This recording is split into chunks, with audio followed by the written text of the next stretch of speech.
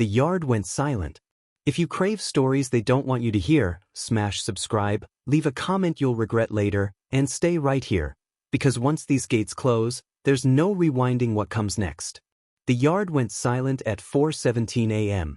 In a prison where noise never truly dies, where metal coughs, boots echo, and men whisper deals through concrete, the sudden quiet felt wrong. Correctional Officer Daniel Reyes noticed it first from the control booth overlooking the sea yard. The cameras still rolled. The floodlights still burned.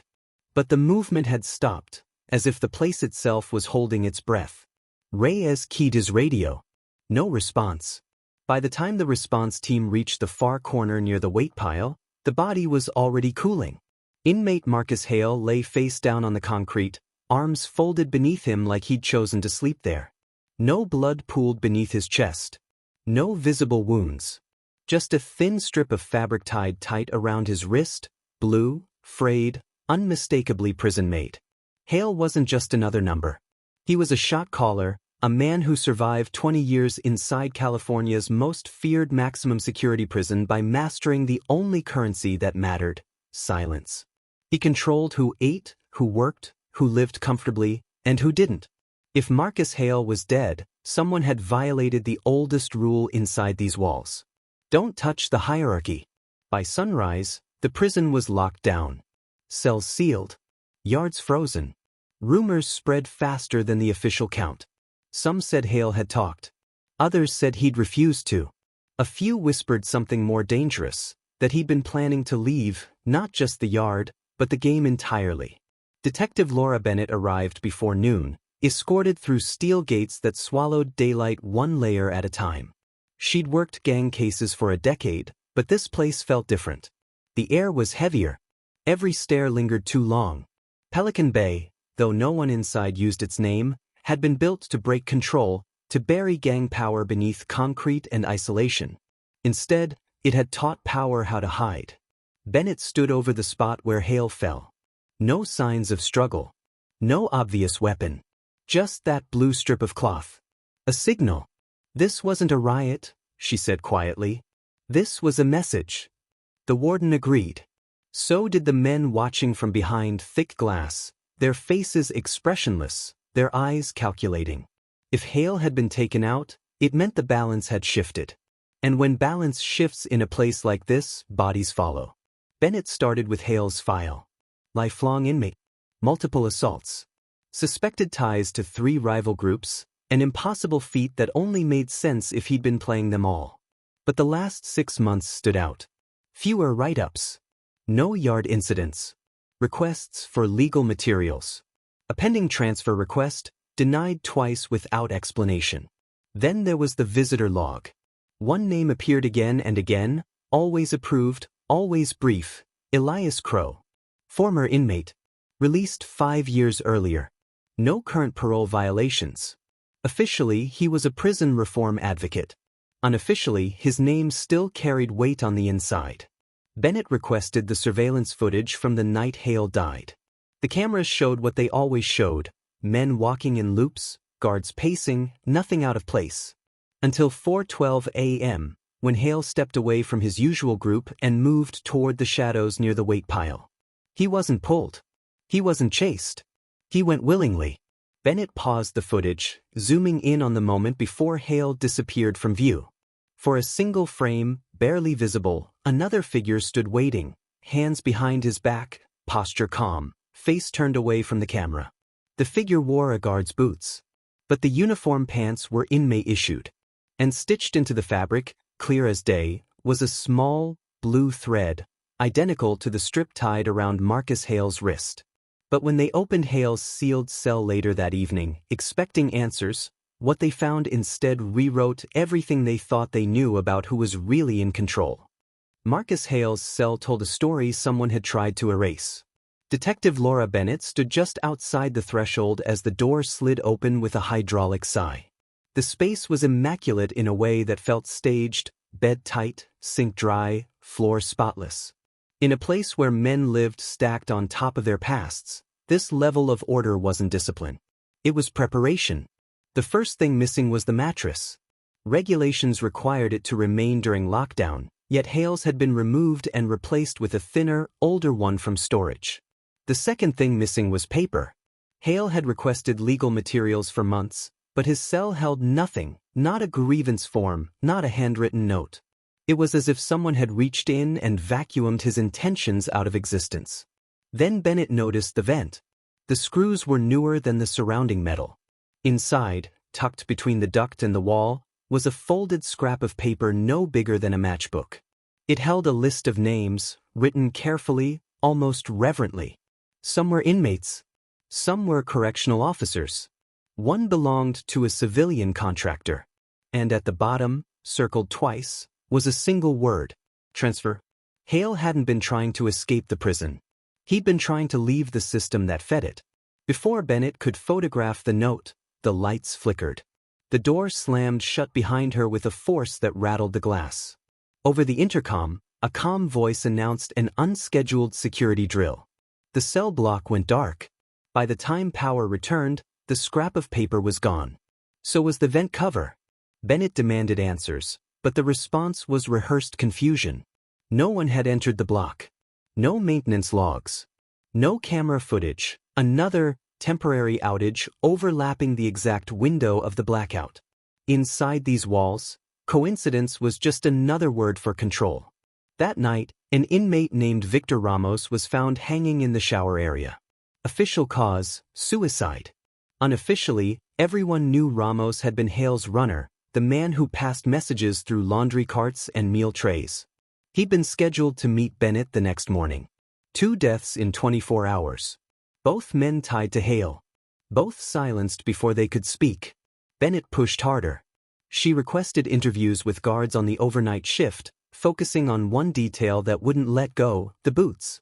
Inmate pants. Guard-issued boots. Someone had been moving between roles, or worse, wearing both. One name kept resurfacing in half-finished sentences and careful denials: Officer Grant Keller. Veteran. Clean record. Known for keeping the peace without paperwork. Keller had worked Seayard the night Hale died. When Bennett finally sat across from him, Keller's expression didn't change.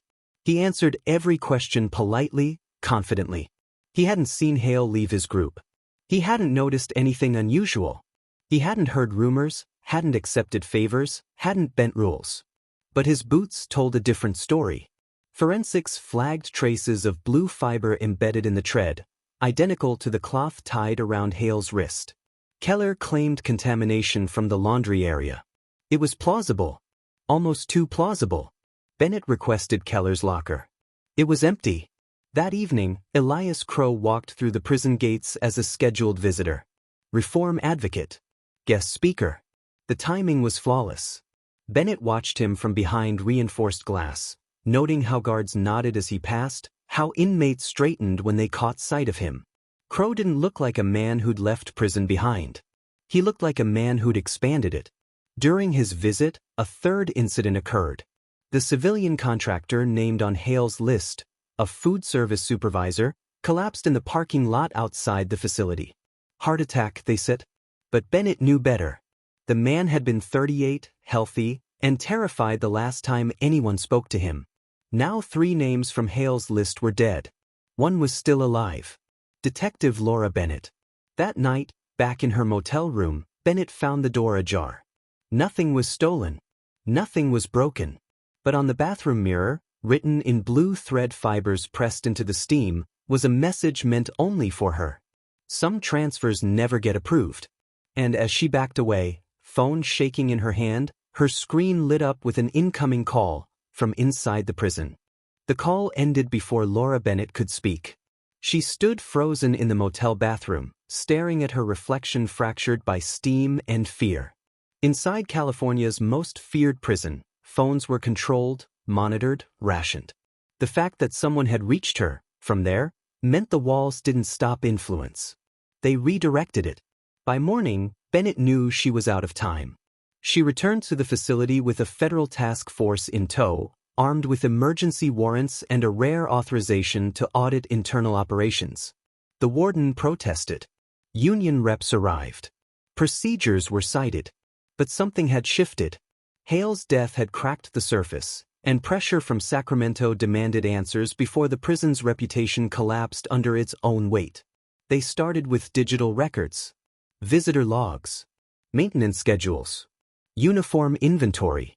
A pattern emerged: small, deniable deviations that only lined up when viewed together. Inmate pants signed out to staff lockers. Guard boots logged as damaged, replaced without inspection. Cameras offline in rotating zones, never long enough to raise alarms. This wasn't corruption. It was choreography. The break came when a junior officer, barely 6 months on the job, requested protective custody. He handed Bennett a flash drive with shaking hands. On it were recorded conversations, smuggled out piece by piece over weeks. Voices lowered. Names coded. One voice appeared again and again, calm, authoritative, unmistakable. Elias Crow.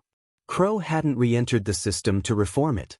He'd come back to finish what he started decades earlier, a prison run not by gangs, but by a shadow network that merged inmates, guards, and contractors into a single hierarchy.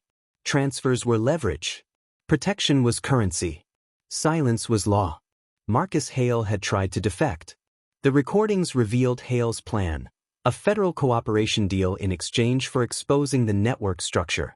He believed the state would protect him once the paperwork moved. He believed the walls worked both ways. He was wrong. The task force moved fast. Officer Grant Keller was arrested during roll call, his calm finally breaking as cuffs clicked shut. Several staff members followed. Contracts were suspended. Crow was detained outside the prison gates, his expression unreadable as agents led him away. For a moment, it felt like victory. Then the search teams entered the restricted housing unit, the place no one talked about, buried deeper than solitary. A sealed corridor, omitted from public maps, opened for the first time in years. Inside, they found cells that weren't on any roster. And in one of them, sitting calmly on a steel bunk, was a man Bennett recognized instantly. Marcus Hale. Alive. Thinner. Older. Eyes sharper than ever.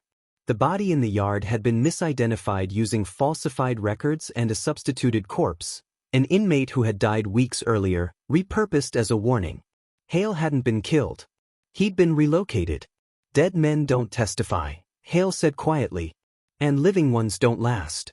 Hale explained the final betrayal. When Crow learned of the cooperation deal, he didn't eliminate Hale. He buried him where no court could reach, preserving him as insurance. A secret inmate in a prison within a prison. By the time warrants cleared to extract Hale, the corridor lost power. Emergency lights flickered. When they came back on, the cell was empty. No broken locks. No blood. Just a strip of blue fabric left neatly on the bunk. Crow was later found dead in federal holding, ruled a suicide. Keller recanted everything, then vanished into witness protection before testifying. The task force disbanded. Reports were sealed. Officially, the case closed. Unofficially, 3 months later, another inmate disappeared during a routine count. His bed perfectly made, his name quietly removed from the system. And somewhere inside California's most feared prison, the yard went silent again. Because some prisons don't just hold people. They learn from them. And if this story got under your skin, stay close, because the next one goes even deeper.